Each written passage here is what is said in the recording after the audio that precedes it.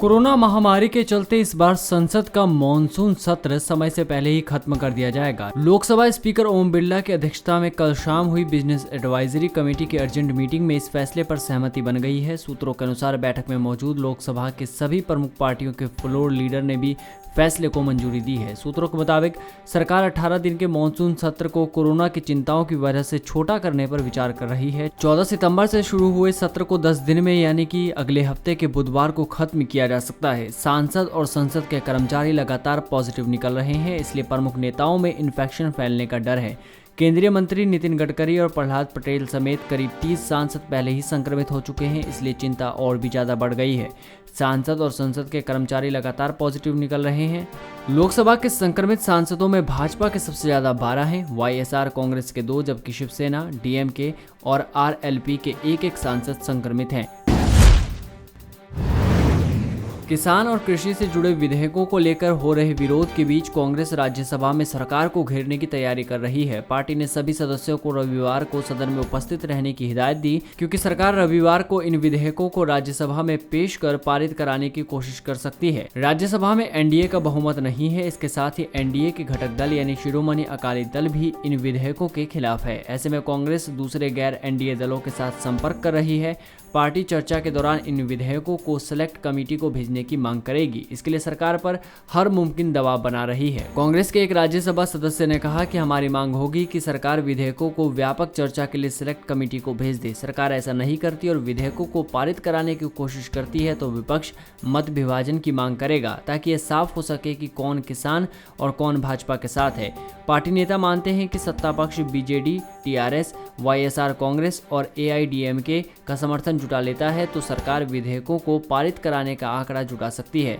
पर कई सांसद कोरोना संक्रमण की वजह से संसद नहीं आ रहे हैं। ऐसे में सरकार भी विधेयकों को समिति को भेजने पर तैयार हो सकती है।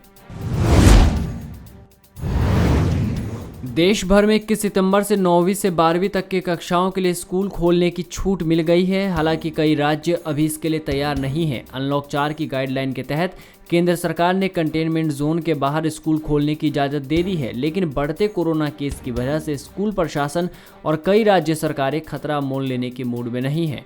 वहीं कुछ राज्यों ने पढ़ाई में हो रहे नुकसान और 2021 की बोर्ड परीक्षाओं को देखते हुए 9वीं से 12वीं तक के स्कूल को खोलने का फैसला किया। कुछ राज्य की सरकारें अभी तक फैसला नहीं कर पाई है और असमंजस की स्थिति बरकरार है। वहीं उत्तर प्रदेश के डिप्टी सीएम दिनेश शर्मा ने कहा कि 21 सितंबर से राज्य में आंशिक रूप से स्कूल खोलने की संभावना बहुत कम है, क्योंकि प्रदेश में कोरोना के केस लगातार बढ़ रहे हैं। उप मुख्यमंत्री के अनुसार बढ़ते कोरोना मामलों के चलते 21 सितंबर से स्कूलों के आंशिक रूप से फिर से खुलने की संभावना बेहद कम है। स्कूलों को आंशिक रूप से कार्य करने की अनुमति कम से कम इस महीने तो नहीं दी जा सकती। छात्रों की सुरक्षा सबसे ऊपर है और इससे किसी भी तरह का समझौता नहीं किया जा सकता। बता दें कि गुजरात में भी 21 सितंबर से कक्षा 9वीं से 12वीं तक के स्कूल अभी नहीं खुलेंगे। राज्य के शिक्षा मंत्री ने कहा कि कोविड-19 की स्थिति को देखते हुए गुजरात सरकार ने 21 सितंबर से माध्यमिक और उच्चतर माध्यमिक स्कूलों को फिर से खोलने का फैसला नहीं किया है। झारखंड में भी 21 सितंबर से स्कूल नहीं खुलेंगे।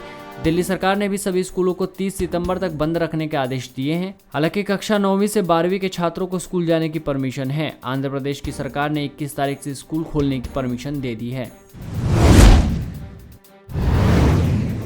ऑक्सफोर्ड यूनिवर्सिटी की वैक्सीन की मैन्युफैक्चरिंग पार्टनर भारतीय company serum institute of India human trial के लिए तैयार है। बताया जा रहा है कि पुणे के ससून जनरल हॉस्पिटल में कोविशील्ड के तीसरे चरण का ह्यूमन ट्रायल शुरू होगा। कोविशील्ड वैक्सीन के परीक्षण के लिए काफ़ी वॉलंटियर्स आगे आ चुके हैं। करीब 150 से 200 लोगों को इस वैक्सीन की डोज दी जाएगी।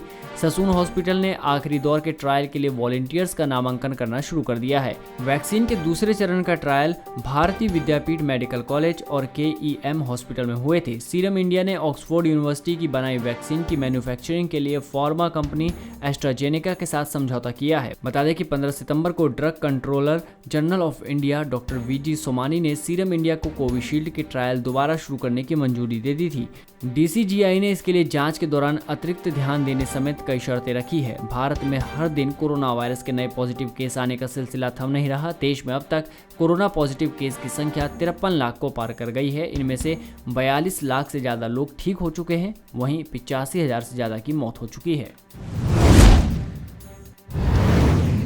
कोरोना केस के बढ़ते मामलों में भारत अमेरिका के बाद दूसरे नंबर पर है, तो वहीं कोरोना रिकवरी यानी कि कोरोना से ठीक होने वाले मरीजों के मामले में भारत अमेरिका को पछाड़कर एक नंबर पर पहुंच गया। यानी कि कोरोना से ठीक होने वाले सबसे अधिक लोग भारत में हैं। स्वास्थ्य मंत्रालय ने शनिवार को इस बात की जानकारी दी। अब तक देश में 42,08,431 कोरोना मरीज ठीक होकर घर वापस लौट चुके हैं। यानी कि भारत में कोरोना रिकवरी रेट अब बढ़कर करीब 80% हो गया है, जबकि मृत्यु दर घटकर 1.61 पर पहुंच गया। शनिवार को देश में एक दिन में कोरोना वायरस संक्रमण के 93,337 नए मामले सामने आए, लेकिन इस अवधि में इससे अधिक लोग संक्रमण मुक्त हुए। केंद्रीय स्वास्थ्य मंत्रालय के मुताबिक बीते 24 घंटे में 95,880 लोग संक्रमण मुक्त हो गए हैं। इस अवधि में कोरोना वायरस संक्रमण के 93,337 नए मामले सामने आए, जिसके साथ देश में कोविड-19 के कुल 53,08,014 मामले हो गए हैं।